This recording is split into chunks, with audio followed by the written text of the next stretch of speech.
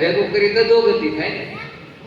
દાન લેવું અને દાન આપવું, જે કઈ થોડું ઘણું. અમારે સાધુ સંતો બધા, સાધુ બ્રાહ્મણો બધા ભિક્ષાવૃત્તિ કરતા હતા, તો ભિક્ષા કે ગામની અંદર ભિક્ષા લેવા જાય અને એમાં જે વસ્તુ આવે તો પોતાના પરિવાર પૂરતું લેવાનું, બાકી બધાને બીજાને આપી દેવાનું. આ ભિક્ષાવૃત્તિ, આ નિર્વાહ એનો ચાલતો હતો. પોતે એવી રીતે કર્મ કરે અને સમાજની સેવા કરે, એવું અનુકાર્ય. તો પવિત્ર બ્રાહ્મણ છે સુદામા અને પોરબંદરનું ગામ છે. હવે આ બંને જણા પોતે સાદલ ઝૂંપડીમાં રહે છે. ચોમાસાની ઋતુ હોય ત્યારે વરસાદ સહન કરે, ઠંડીના સમયમાં ઠંડી સહન કરે, ઉનાળાની ઋતુમાં ગરમી સહન કરે. તમે વિચાર કરો, જેના જીવનમાં ગરીબાઈ છે ને, પહેલાના દિવસો જેને જોયા હશે ને ખબર હશે. અને અત્યારે ભગવાને બહુ કૃપા કરી, બહુ સમૃદ્ધ બનાવ્યા, તો પહેલાના દિવસો તો ભૂલી ન જ જવાય. આપણે પહેલાના દિવસો યાદ કરી, આપણી પાસે કાંઈ નહોતું અને ભગવાને કૃપા કરીને આ બધું આપ્યું છે. પહેલાનો સમય ભૂલી ન જવાય. અને ભગવાન ગમે એટલું આપે, અભિમાન તો કરાય જ નહીં, અહંકાર તો કરાય જ નહીં. અને થોડામાંથી થોડું આપણે અર્પણ કરવું જોઈએ. તો સુદામાની તદ્દન ગરીબાઈ છે, બહુ ગરીબ પરિસ્થિતિ છે.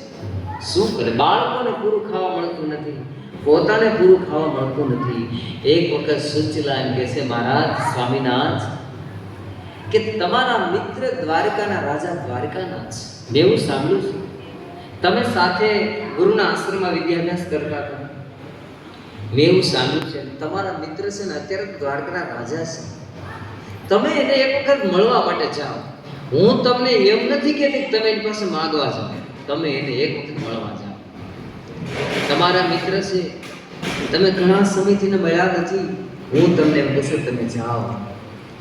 સુચિલાને કહે છે, દેવી તારી વાત બહુ સાચી છે કે મારે એક વખત એને મળવા તો જવું જોઈએ એમ.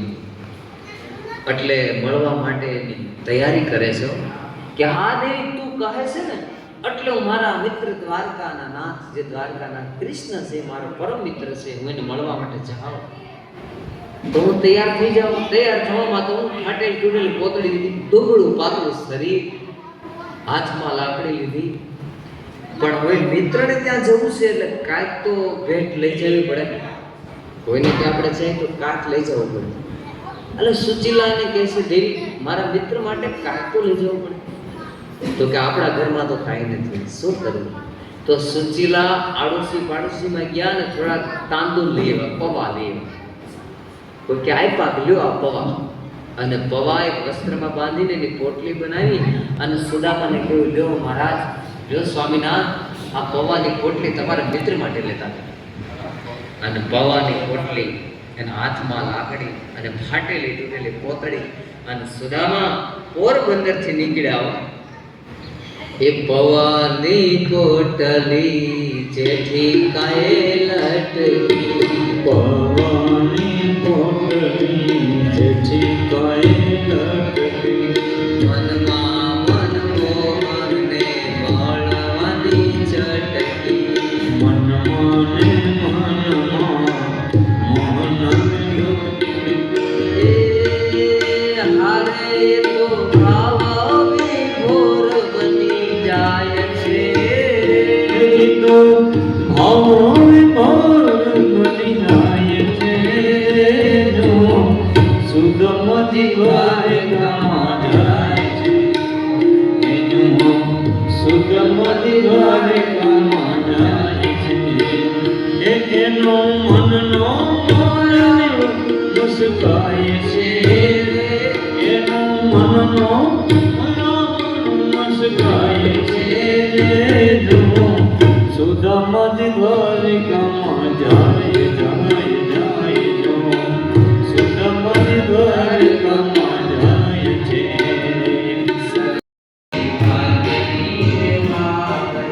કૃષ્ણ ભાગ્યની એ જગો અક્ષય લક્ષ્મી